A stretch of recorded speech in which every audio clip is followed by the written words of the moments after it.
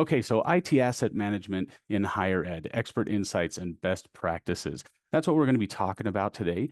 We have been all over the country, all over the world, in fact, talking to IT professionals about this exact task.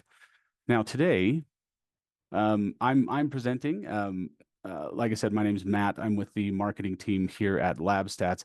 We have our esteemed guest here, Eileen Galvin. We're really excited to have her here. She is the Senior Director of IT at Columbus College of Art and Design. We're going to be bringing her on in just a little bit for some real world examples of doing this in real life. I have some in theory. She has the practice. So we're really excited to have her and, of course, her insights. But let's go ahead and talk about the landscape of higher ed. Now, I know I'm preaching to the choir here. Higher ed IT is more than just computers. There is a million things that you guys have to deal with. Hybrid learning demands. COVID really threw us for a loop. And I say us, meaning you guys. And I don't think it's ever really stopped. These hybrid learning demands have changed. They are constantly changing. And it's something that you guys need to deal with. And that really does affect the way you manage these IT assets. Hardware refresh pressure, again, constantly changing. One of the reasons why is because the needs of students has changed dramatically. When I went to school, I just needed computing power of any kind, web browser or whatever. You know, I'm from Idaho, the son of a humble Idaho potato farmer, and I really did rely on public computing resources for my education.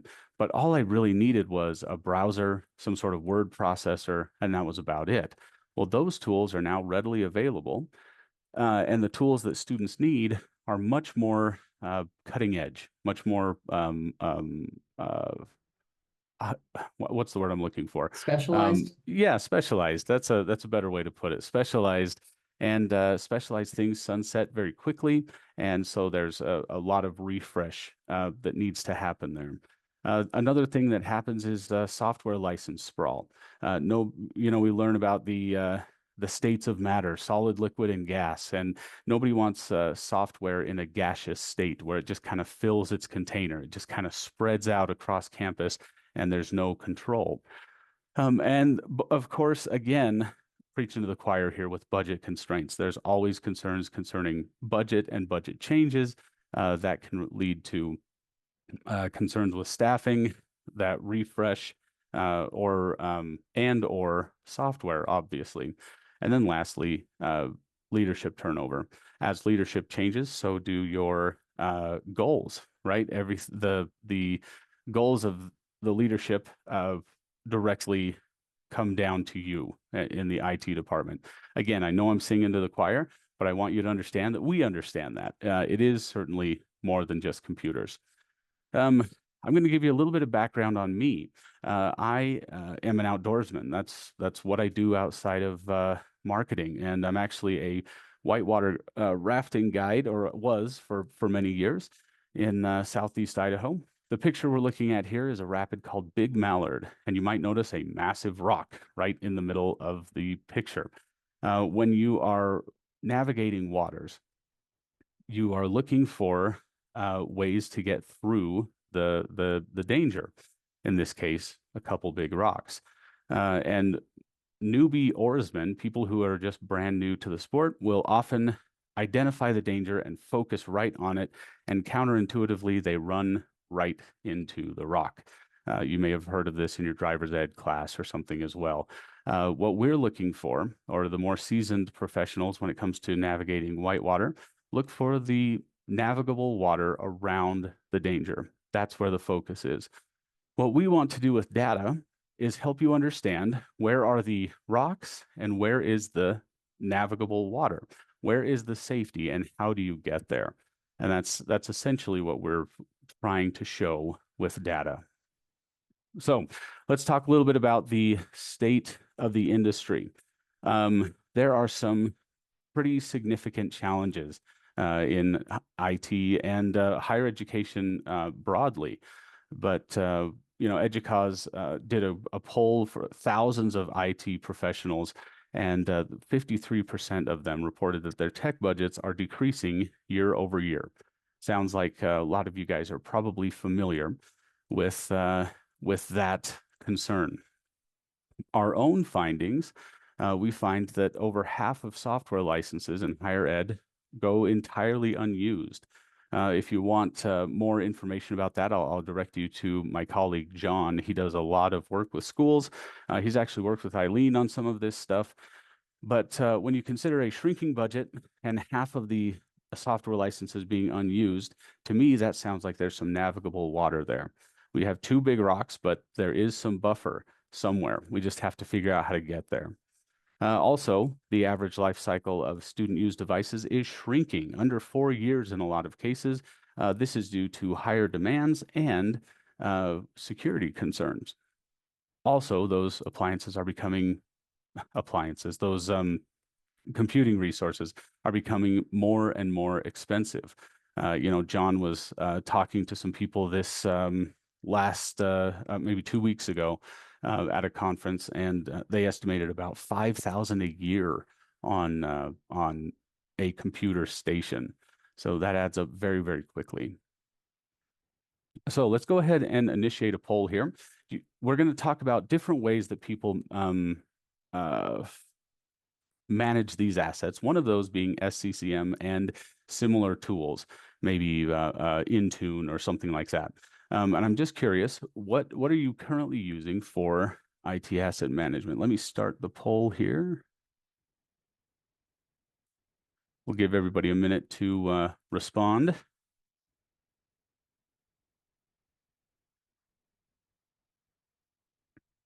Couple of responses coming in.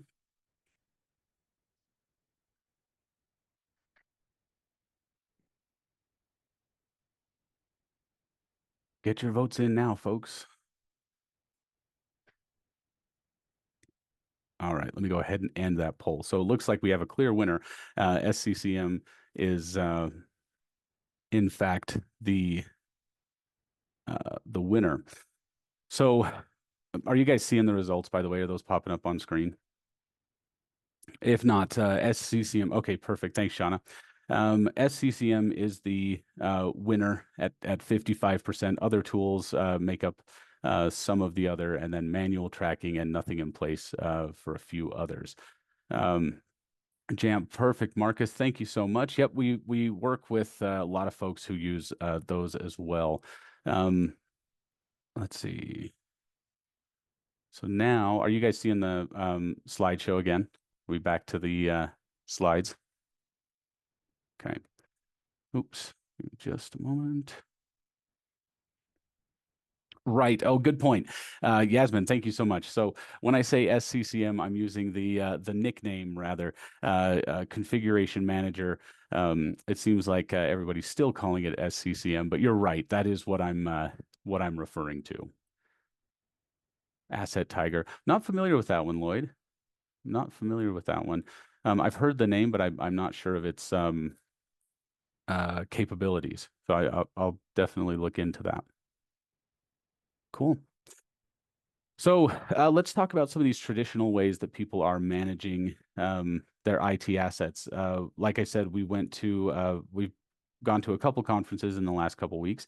Excel sheets were very, very common. People were using, the old school check in, check out, make your little tally on the clipboard, and then compile all of those in some sort of Excel sheet, and then use that as your management tool. An annual audit, inventory audit, maybe. People usually know what they've purchased. That's usually pretty easy to find. Somebody had to pay for it, right? So there's usually a pretty good paper trail there. But is it in a closet somewhere? Did it go to the right place? Is it being used appropriately? Is it propping open the door, in the gym or something, or is it actually where it needs to be? Those are questions that are a little bit more challenging to ask or to answer. Of course, SCCM, or one of its many incarnations, there's been several rebrands over the years, there's a couple other tools like it. And then vendor portals. These vendor portals are typically software, and they have very limited insight, and I suspect that's on purpose. With our findings of seeing that 50% of licenses aren't being used at all, why, if you were a software company, why would you share that information, right? Most recently, that comes to mind is Adobe pulling their visibility. Um, and I know that was quite frustrating for a lot of folks in the last couple of years. So let's talk about what SCCM or some of these other tools do well. Software deployment, that is kind of their strong point. Obviously, patch management. They do give you like a baseline inventory. Like I said, you'll know what you have. You don't know if it's being used, if it's being used appropriately, but it will be there somewhere, right? But there are some shortcomings, and that is no live usage data. Now, I apologize. I'm putting on my marketing hat here. I work in the world of supply and demand, and that is what runs my life, is understanding supply and understanding demand. Um, and that when I look at some of the IT asset management concerns, I look at it through marketing goggles, and I say we need to understand what the demand for these products are. And if you don't have usage data, then it's impossible to accurately get that demand established. Lack of session trafficking, software launch details. Again, software is a huge expense on campus, an absolutely enormous expense, and not knowing if it's being used, where it's being used, who's using it, can be an enormous rock in the river for you, I suppose. No visibility into the labs themselves. I went to LabMan a couple years ago, and the third floor of the library was just a massive wall-to-wall computer lab, huge. The 2 years later, I went back, and it was all little learning spaces, which little rooms, couches, and conference tables and things like that. They had decided to shift their computer labs. A lot of schools are doing that. But if you don't know which ones are being used, which ones are essential, especially zooming way out, you got to look at the whole year. You could say every time I walk past that lab, it's empty. But are you walking past that lab at 7 a.m. on the Sunday before finals week? Is it absolutely slammed? You don't want to negatively affect your student outcomes because of something that you just see or feel, gut feeling, right? And then all of these things are just hard to query and slow to interpret. So you almost have to have a data scientist to go through and get all of the data, combine it into some meaningful chart. And that's just not very feasible if it's something you're going to look at every week, every day, every month, even. Usually this is something that would only be annually, which means you only get a short window of opportunity to see any or to make any kind of insights.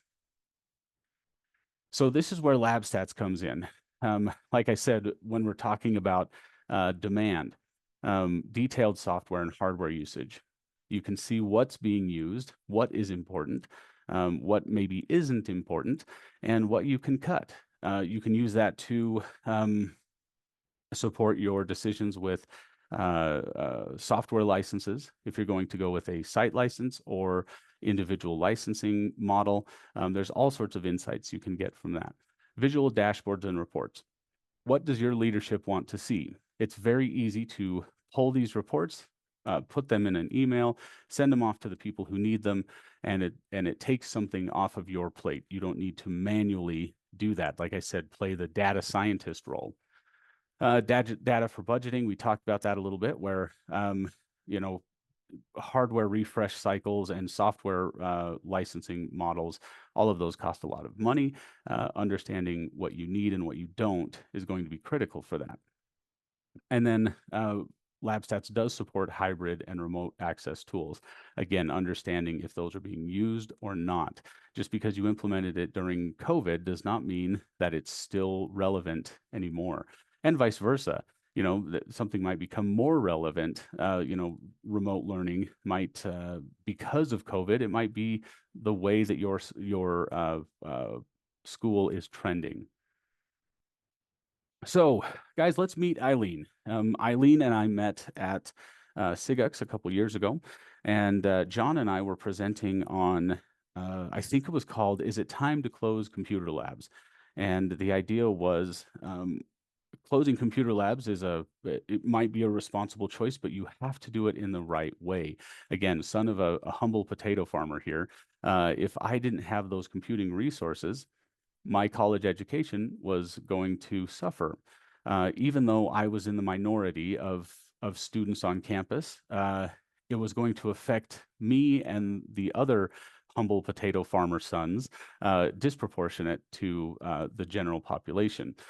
And Eileen really seemed to care about that. And she said, we're looking at changing things around with our computer labs, and I want to make sure that we're doing this appropriately. So I tell you that to tell you that she really does take her job very seriously. And more importantly, she cares about the people that she is working with. So Eileen, again, Senior Director of IT at Columbus College of Art and Design. Eileen, thanks for being here. We appreciate you. Yeah, thanks, Matt. I'm glad to be here. And the woman with the most stylish glasses, I'll go ahead and say that as well. I feel underdressed all of a sudden. Oh, I appreciate that. Usually all the attention is about my hair color, which is also fine, but I'm glad for the glasses to get a little bit of attention as well. Sure. Yeah, the hair color, certainly prominent. But Eileen, let's talk a little bit about, first of all, Columbus College of Art and Design. I'm going to stop sharing for just a second. Maybe. There we go. So, Yeah. Eileen, tell us about your IT environment. What is it like? Is this a big school? Are there lots of public spaces? What are you dealing with there? Yeah, so at a very high level, Columbus College of Art and Design, I'm going to say CCAD, that's how we abbreviate it. We're based in Columbus, Ohio. We're in the urban center, and we have just over 900 students, mostly undergrad. We do have one graduate program, and we have 9 computer labs at the moment. So we have reduced a little bit, as you pointed out. There's been a lot of changes since COVID, and so the landscape is changing very rapidly. And also, like a lot of independent private colleges, we're also trying to stabilize and be really judicious with our resources and our budgeting. And so you are correct that we are right on trend. We're year over year having to tighten the belt a little bit and see what are the most critical resources that are needed to support classes. And when I first talked to John at SIGUX, we actually already were a LabStats customer. We had started maybe the year before that. Our CIO at the time had used LabStats at a previous institution, and we knew that data was going to be really important for us to know what we needed to continue to maintain and maybe what we could start to let go of. And John helped sensitize me to the fact that it's not just numbers of complete labs that are either, you keep them or you don't keep them. There's software and hardware that's needed to support classes and software licensing that maybe students can't get on their own laptops. But there's also other things that come up, right? Like not all of our students can, I'll use an example, game art and design is one of our highest resource intensive programs. And so we have a recommendation for students to get a powerful laptop that will support them in those classes and use that software, but it's not going to work for all of the students. Not all of them will be able to afford a laptop at that level. And so for them, the computer labs, access to the labs is much more important than maybe a student that has more financial resources. So, there's the data and the numbers, but there's also, that's just one of the inputs that you have to consider when you are deciding whether you keep a computer lab or if you can do without it. And, will the scheduling support multiple programs, sharing a computer lab, et cetera. So it really, the data was just the start, I think, of us in our project and capital committee that makes decisions about where to renew these resources or what's up for life cycle replacement. It kind of started a whole conversation for us about what is our approach to deciding what changes need to be made for the upcoming year. Just sorry, adding one more thing to that. I know I'm bouncing around a little bit here, but you also pointed out something that was very astute, which is in the past, we had, before COVID, everything was in person. And we just maintained a certain amount of labs and we kind of just renewed based on what we had the year before. And we didn't have live utilization data. We didn't really have anything through SCCM, and in Jamf on the Mac side, we have like logins for the last 30 days. So we can see a little bit of information, but it doesn't tell us nearly as much about who's using it, what software is being used. And so we had this kind of critical moment where we wanted to say, okay, well, what's our current state in, let's say, 2021, when the pandemic was in full force and we were thinking about our return to campus plans after our emergency shift to online learning, which I think many schools did. And so when we came back, we were like, well, what's our current state? What are we doing right now? And it was hard to even answer that question because things were changing so quickly and we didn't have access to the right data. So that's where LabStats really was useful to start that. Sure. So, just out of curiosity, where is CCAD currently as far as remote learning, in person, art and design, maybe a slight anomaly in the higher education space, um, or not anomaly, but just maybe a little different education experience. Yeah. What is that like right now, like post COVID? Have you all returned to campus? What is it like now? Yeah, great question. So um, when we were in the midst of the pandemic, we shifted everything online. But for arts and design education, there are a lot of hands-on disciplines that you can't really teach online. You can't do painting. You certainly can't do glass blowing.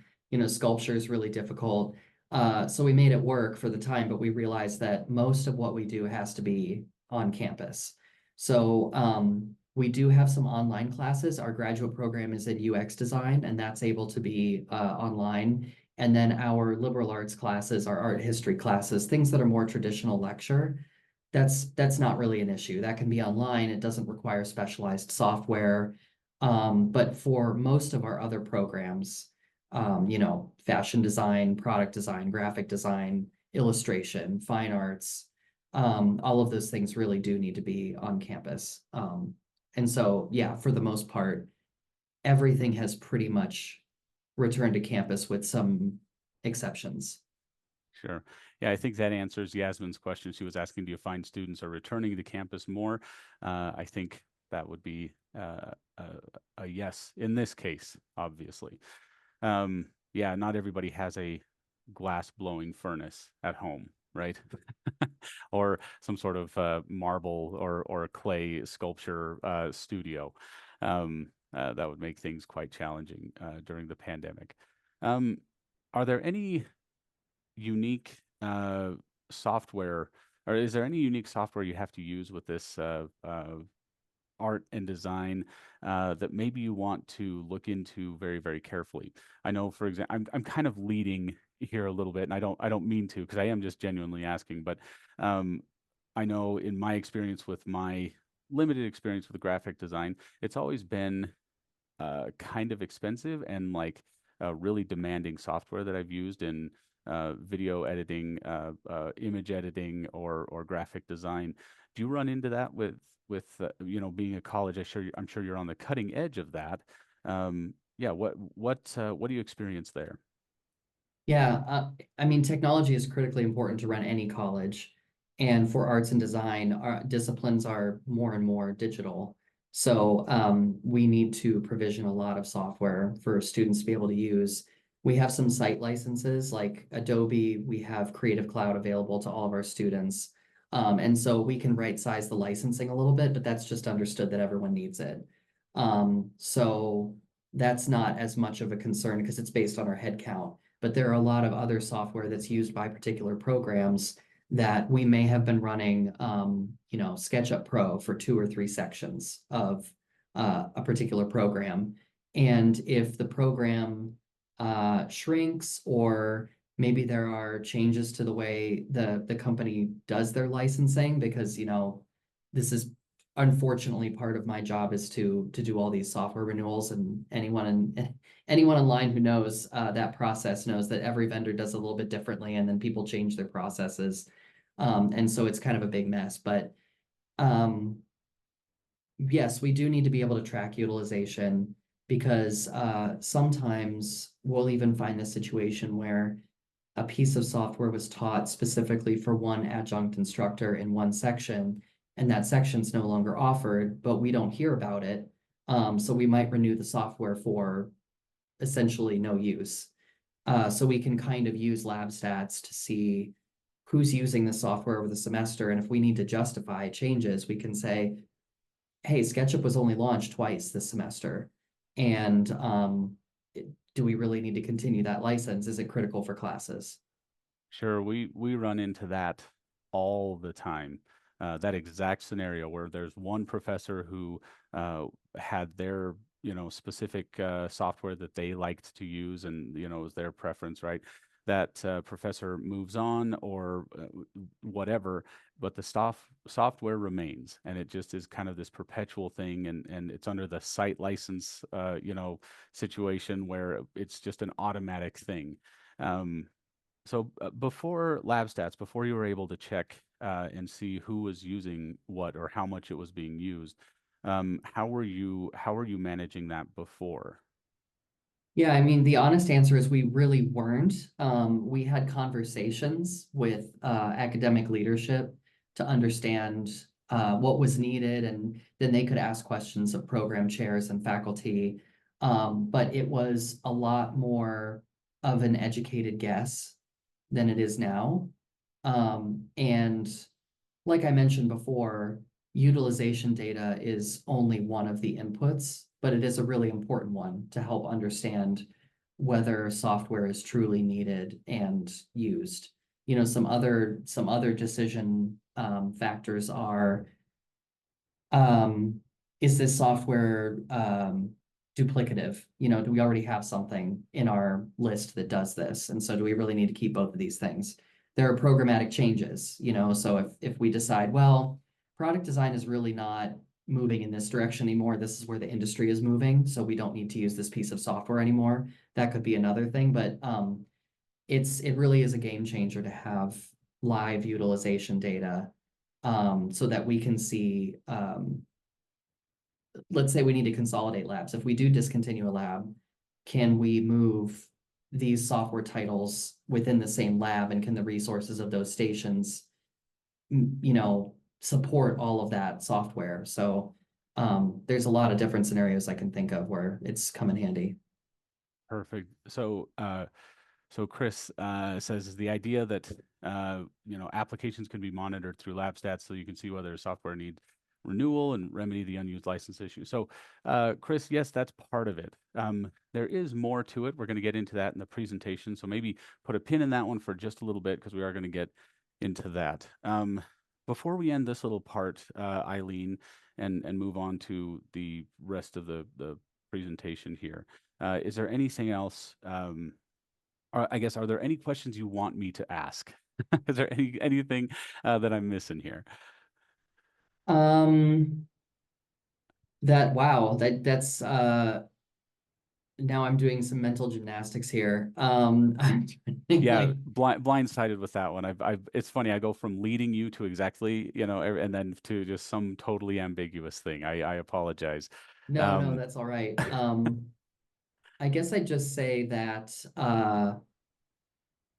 you know, it's really important to have a tool that can tell you what's going on in your environment. And also, in the spirit of advocating for students and what they need, which I also think supports retention. I think the best thing that LabStats has done is not just give us a tool with a template that we can track parameters and KPIs and things like that. What I've really appreciated is the willingness to um, have more theoretical conversations with me about what have you seen at other schools? what do you see are the trends in terms of computer lab usage, in terms of student need? Because I think it is more complicated than just how many labs do we have on campus and how many labs does a campus of our size and our programs need. Um, so yeah, I would say just like my advice would be lean into the nuance of that. Yeah, I appreciate that insight. That is something that I've learned in my experience, and it's kind of why I talk in generalities because every university is so vastly different. Those nuances that you're talking about, Idaho State, where I went to school, there were a lot of kids that needed those public resources. But then I finished up at BYU, and that was not the case. There was, it was a vastly different need, even though somewhat similar schools out west, and there was a lot of similarities. Those nuances are pretty critical to understand. So I appreciate that. Well, I'm going to go ahead and shift gears a little bit. We're going to go back to the presentation. Eileen, feel free to jump in at any time. Let me share my screen here.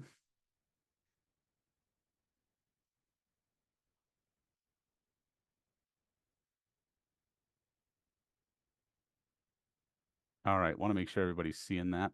Um, So we've talked about some real world results, cutting unused software license, optimizing lab hours and space.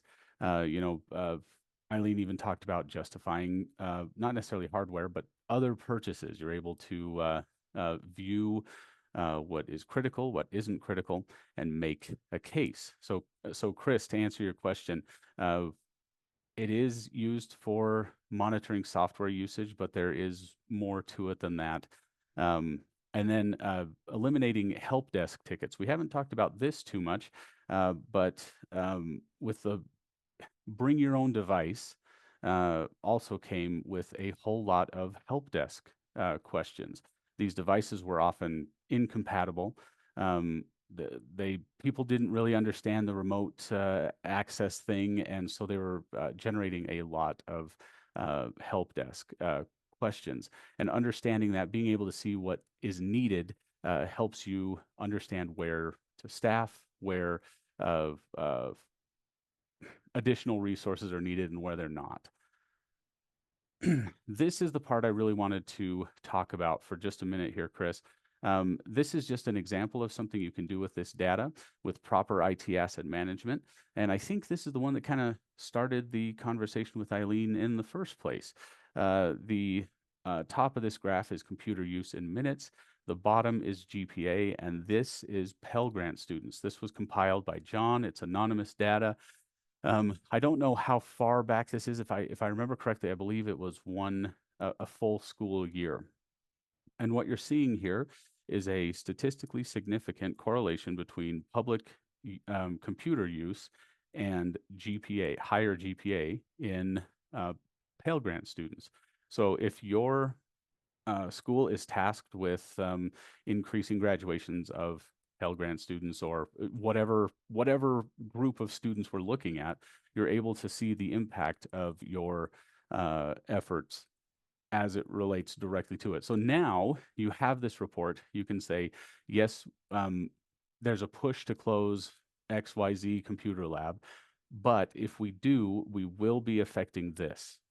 This will have an effect here. So we need to do something with these students so that we're not harming the overall goal of the university. Let's see. How did you incorporate the Pell Grant data? That's something we'd have to ask John about. I know it's anonymous data, and that's about all I know, quite frankly. So let's go ahead and introduce another poll question here. Your biggest challenge with IT asset management today, what do you guys find is your biggest challenge? Let me see if I can launch this one. We'll give everybody just a minute to respond here. Knowing what's being used, proving value to leadership, software overspend, hardware life cycle planning, accurate inventory counts, other. I'm sure there are far more than what I've compiled here. This list comes from our talks with IT professionals. We have a couple polls that go out, but these are the ones that are top of mind. Yasmin, we'll talk to you. So Yasmin, in a couple slides, there's going to be a presentation that it's a hand raiser. If you want to learn more about this, click yes or no. Go ahead and click yes on that, and I'll make sure that we get somebody to respond to you. Okay, a few more seconds. Get your votes in now, folks.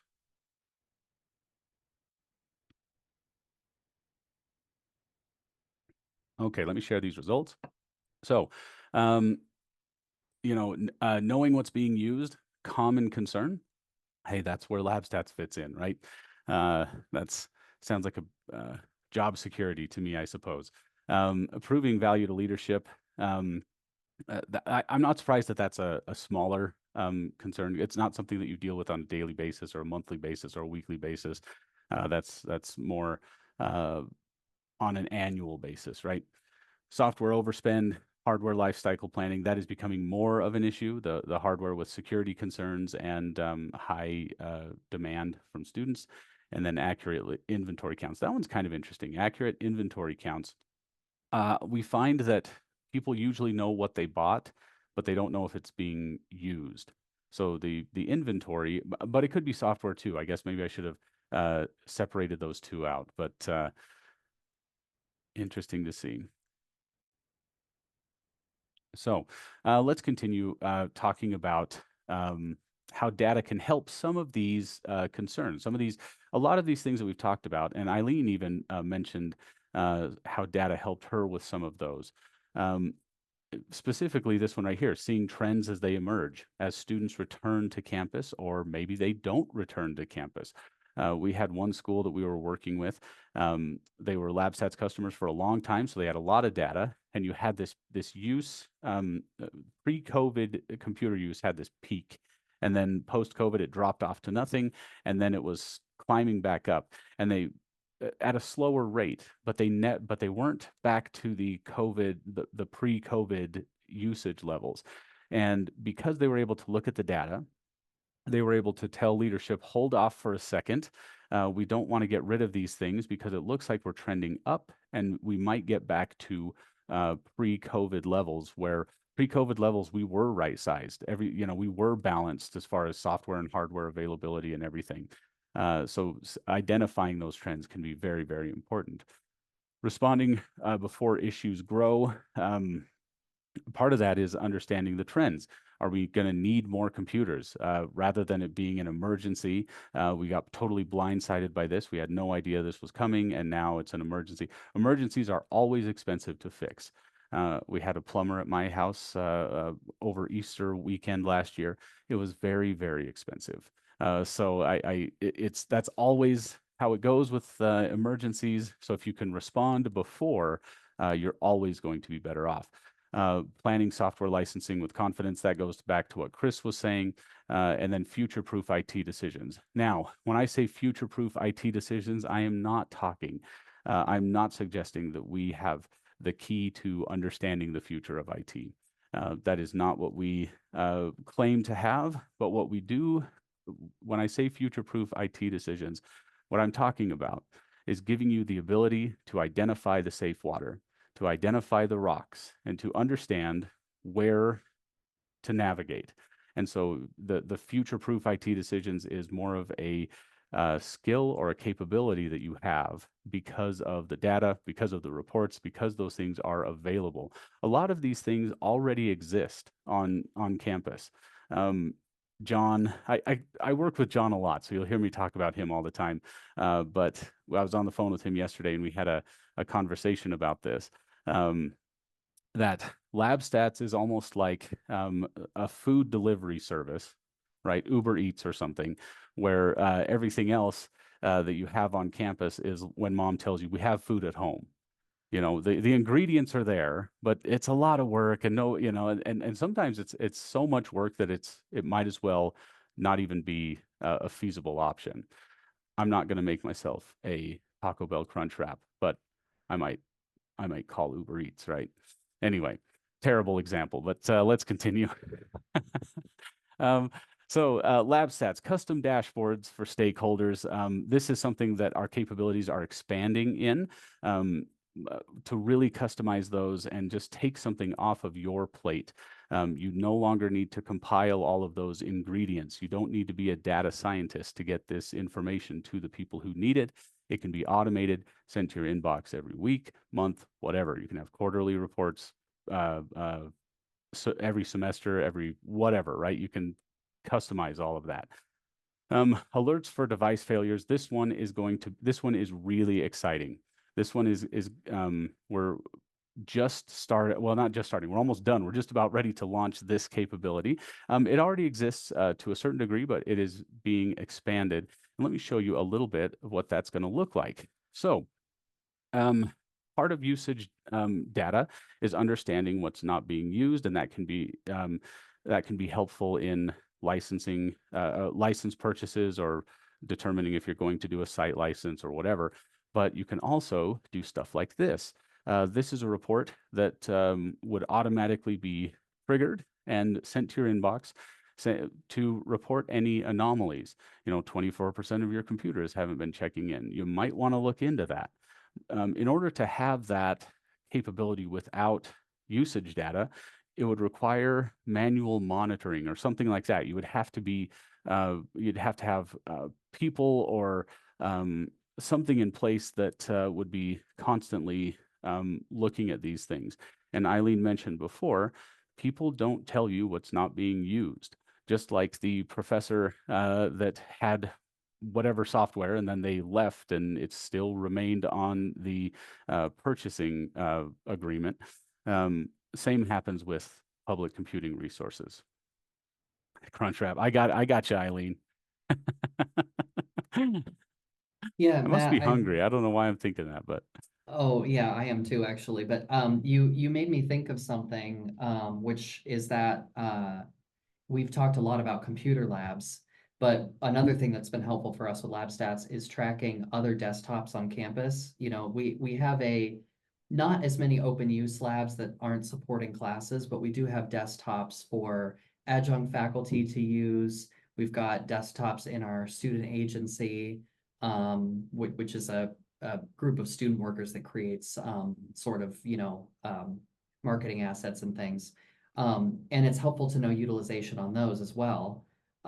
So that underutilized computers view in our own reports have been helpful just to track what's the reason behind this computer being underutilized. And, again, it's not that we would immediately say, pull it out, we're done with that one. But if it's up for replacement, we see that it's not being used, we can have a conversation with somebody in that area and present the data along with that.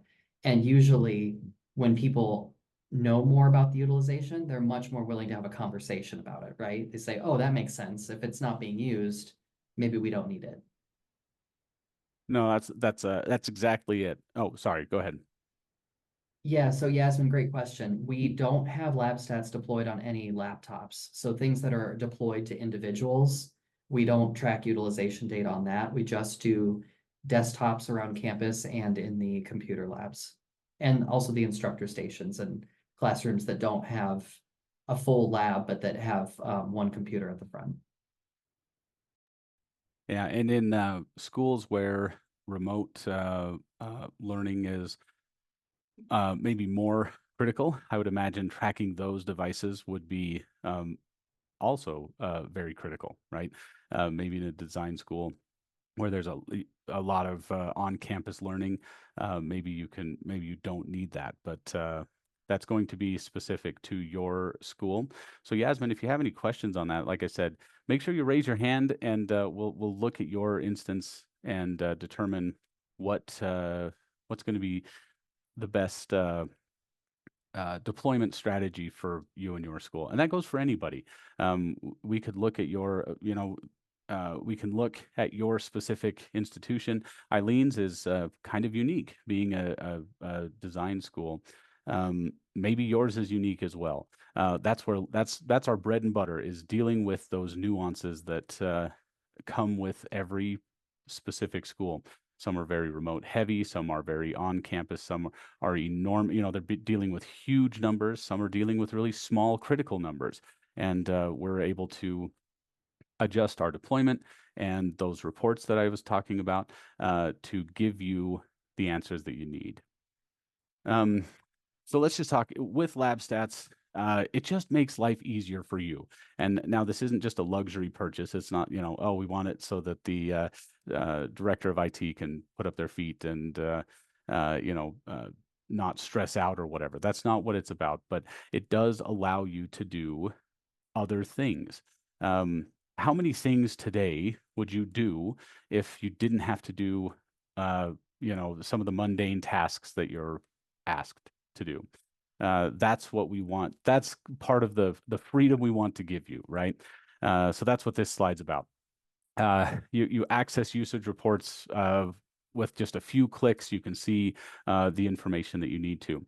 View heat maps, real-time usage. Is this lab overrun with students? Do we need to expand it? Do we need to extend lab hours? You can even see usage over time, so you can determine what it looks like during finals week or around the holidays or whatever, and make appropriate adjustments. Automatic usage tracking by or automated usage tracking by title. Again, you're going to have some very, very specific and critical programs that you are wanting to track very, very closely because maybe they're really, really expensive. And Mathematica or I don't know, there's a bunch of them, right? And then clearly identified outcome reports like that Pell Grant to GPA situation. Those require a little bit more work, but it's becoming easier and easier and to get to those answers. It's also becoming more and more critical to get to those answers as the world of well, I was going to say higher ed IT, but we're just going to say education in general changes. Oops. So key takeaways, SCCM and the like, the more traditional ways of managing these things. Great start, but it's not enough. You've maybe identified the rocks, but you can't see the safe navigable water around them. LabStats adds that visibility, that clarity, right? Real-time usage data is the key to that clarity. And so it's not just about an ROI calculator. It's not just trying to determine if you can cut software. This isn't a tool for the penny pinchers to just I don't know, take out software and hardware. That's not where LabStats is most powerful. Where LabStats is most powerful is big picture. We're looking at institutional goals and how does IT align their strategy to reach those goals. Graduation rates, we talked about Pell Grant students, those kinds of things. And if you have those goals on campus, we'd love to work with you. That's what we do best. That's what we are experts at, is using data to tell stories. And that's what LabStats does. So cut costs without cutting value. Don't leave anybody behind. We have those, we have the ability to see who needs what, and that is going to be critical in reaching a lot of those goals. So here we go. Yasmin, would you be interested? No pressure consultation. Explore how LabStats can work on your campus. I'm going to go ahead and add the poll here. So raising your hand means that we're going to reach out to you and we're going to talk to you about what your campus looks like. What do you need? What problems are you facing right now? How can LabStats help with those? That's what we're going to look into. So, oh, perfect. So Yasmin, go ahead and raise your hand though. Let me go ahead and launch this poll.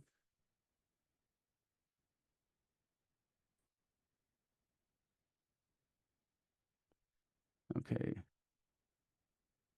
Does LabStats have functionality to track when a device is reserved or checked out to a specific user? Let's see. So Lloyd, there's a way to get there. We'd have to look at it specifically. We'd have to dive in a little bit deeper. But that is something we can look into. Just trying to think through those reports and how we could use that. Yeah, we'd need to dig a little deeper, but I'm sure there's a way to make that happen. Yeah, so Lloyd, we also use Asset Tiger, and I'll say that I don't think we've completely figured out a process that works perfectly at our school for asset management and specifically what's checked out and assigned to people. Um, we, it's complicated, right? Because each of these different systems serve a particular piece of the process. And so like what's assigned to different users at the moment is really in our SCCM and JAMF. And then Asset Tiger also has that functionality, but we haven't completely figured out yet how that story is told in a way that is efficient.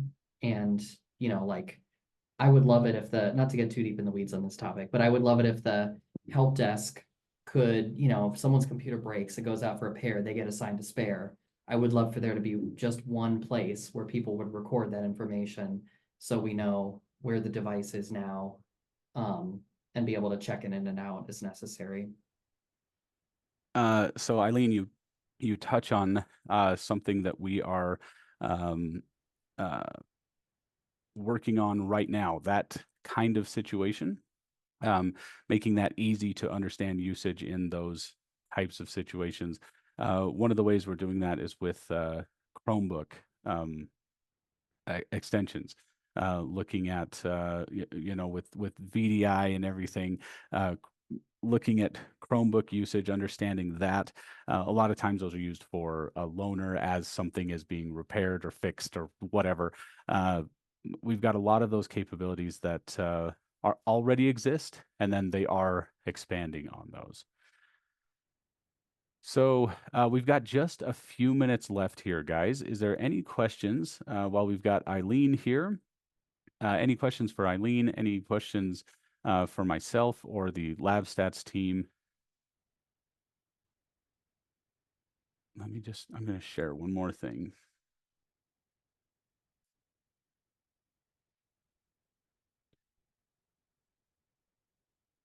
Okay. There we go. So if you would like to book a walkthrough. I mean, if you raise your hand, we'll reach out and talk to you and see if a walkthrough is the right course of action. If you know that's the way you want to go, you can go ahead and scan the QR code and schedule a convenient time to start that. But as I have that slide up here, this is the last slide of the presentation. Any questions for Eileen or myself? Eileen, how, I guess, can you give us an example of one of the decisions that you made with LabStats data that maybe you couldn't make otherwise? I mean, I know we've kind of talked about this. Is there anything specific that comes to mind that where that usage data influenced the decisions you made? Yeah, I can. So, when we prepare for our upcoming fiscal year, our capital committee discusses life cycle refresh as one of the, items, like how much are we budgeting for? And in the past, it's been challenging without data, as I mentioned. And I think one of the things that the LabStats data has been able to do for us is build credibility between IT and the business, our business office. And so I think we're able to be quicker in terms of our decision making because these days there's a little bit of back and forth, right? We first come forth and say, these 3 labs have reached 4 years and they're up for refresh, and it's going to be this much money. And the committee says, well, we don't know if we can really do that. So can you come up with another scenario? And so we say, okay, well, if we're going to prioritize which labs are the most used, we can use LabStats data for that. And then we can use that against the scheduling data, which we can also connect to our student information system. We've used Power BI to connect our class schedule from the student system into our LabStats data. And when we overlay those two things, we can see how scheduled connected to how used are they. And then that helped us really hone in on, all right, clearly this lab is the most important. It does things other labs don't do. We can't schedule this elsewhere. And so we decided this year we're going to replace this one now and we're going to replace these two later. And then, that turns into conversations about, okay, well, if stations fail, what's our contingency plan for that? But yeah, I think LabStats built our credibility and made the process faster. No, I appreciate that. That's that kind of language. It's funny you mentioned like the business and the IT, how they're like, two very separate entities. One trend that I've noticed is a lot more business speak in the IT space when we're talking about return on investment, outcomes tied to dollars spent, that kind of thing, that maybe was a little bit uncouth to talk about, and is certainly not anymore. It's much more prescriptive and people are looking at where can we spend the shrinking budget that, at 53% of IT professionals are experiencing. Where can we spend this and have the greatest impact? And sounds like that's exactly what you guys are looking at. Well, Eileen, thank you so much for your time. It was a pleasure to have you. I'm glad we got to meet up again. Um, like always, just wonderful chatting with you. Thank you for being here. Appreciate it. Yeah, thanks for having me. It was a great conversation. Absolutely. Uh, and then for the rest of you guys, we've got this has been recorded. It will be sent out as soon as that is made available. If there's anything you want to revisit, share with a colleague, whatever, it will be available. I'll go ahead and stop the share. If in the meantime, if you have any questions, please feel free to reach out to us here at LabStats. Yasmin, thank you so much. Appreciate you. Feel free to reach out to us at LabStats. We have resources to help you look into this on campus, or if you have it on campus, we have education in place where we can get people trained. We can, it sounds like Yasmin, that might be the route for you. But again, from LabStats, I just want to say thank you so much for attending. Thank you for being here, and I appreciate it. And until next time, I suppose we'll talk soon. Okay. All right. Thanks, guys.